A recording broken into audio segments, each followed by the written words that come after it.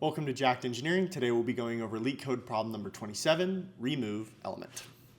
So let's go ahead and read this problem.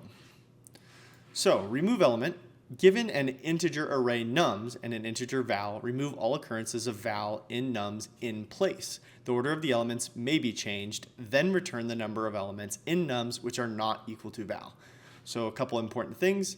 This in place essentially means that our nums parameter that is passed into the function, that is what is going to be altered. It's not going to be returned. What is going to be returned is the amount of elements that are left that are not equal to val, right? So let's go ahead and see what this would look like as a return, right? So if we have the example, right, with 4 numbers, and we have a 3, 2, a 2, and a 3, if the value that we want to remove is equal to 3, well then the returned array or the modified array will look like this. It'll be 2, 2, doesn't matter what this value is, doesn't matter what this value is, and we're going to return 2. This lets the auto checker know to go 1, 2, and stop to verify that the elements contained within the first 2 elements in this specific instance match up with their auto checker. Okay? So how do we actually implement this? Well, it's fairly simple. We are going to use a 2-pointer method where we reinsert values that are not equal to val and use that reinsertion as a counter to say how many values are not equal to the value that we're trying to remove. That sounds confusing. Here's what it looks like implemented, right? So we'll use the same example as before. We have 4 elements, okay? We have a 3, we have a 2, we have a 2, and we have a 3, okay? So we have 2 pointers. We'll have our insertion pointer, we'll call this I. We have an insertion pointer, and we have a iterative pointer. We're gonna call this J, right? So what's gonna happen? Well, because in the first loop, right, when we're checking through, because if we have our val is equal to 3, because val in this current index position is equal to 3, we're not going to do anything. We're simply going to increment our iterative pointer and our iterative pointer and keep the insertion pointer at the same spot, right? So what is that going to look like? Well, we have our array. We have our 4 values, 3, 2, 2, and 3. Where are the pointers now? The insertion pointer is still at that first position, and the iterative pointer is at that second position. Okay? So how do we use this? Well, because our iterative pointer, right, so our array at j, right, does not equal value, well then we can say that we want to make a of I equal to a of j. There's an a right here, okay? So what is that over? And then we're going to increment I and j sequentially, okay? So what does that mean? Well, that means that we now have a modified array, and that array looks like a 2, a 2, a 2, and then there's a 3. And we'll just have a number that says count, and that's the amount of non-val values inside of this array. Okay, so we have count. Count is going to be incremented every single time that we use this statement. Every single time that we insert something using the insertion pointer, we're going to increment count. Okay, so this count is equal to 1 in this specific instance.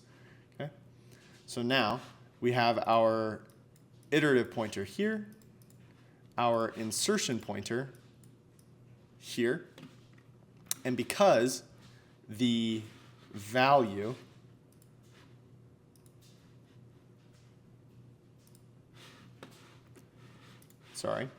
finding the right color here, and because our value at j does not equal the value that we're looking to do, we're just going to reinsert the 2 into that position and increment, okay? So we are now going to have the exact same array as before, but count will be incremented and the pointers will be moved. So we'll have 2, 2, 2, 3, but now the pointers are here, sorry for how small that is, and here. Okay? So, because our iterative pointer, right, this green arrow, this value does in fact equal the value that we are trying to remove, well then this insertion pointer stays in the same place and this iterative pointer moves on. But we're at the end. So what do we have? We have a count with a value of 2, and we have the first two values in this array as 2, 2, right? That is going to be the final answer. Let's look at this extremely simple implementation.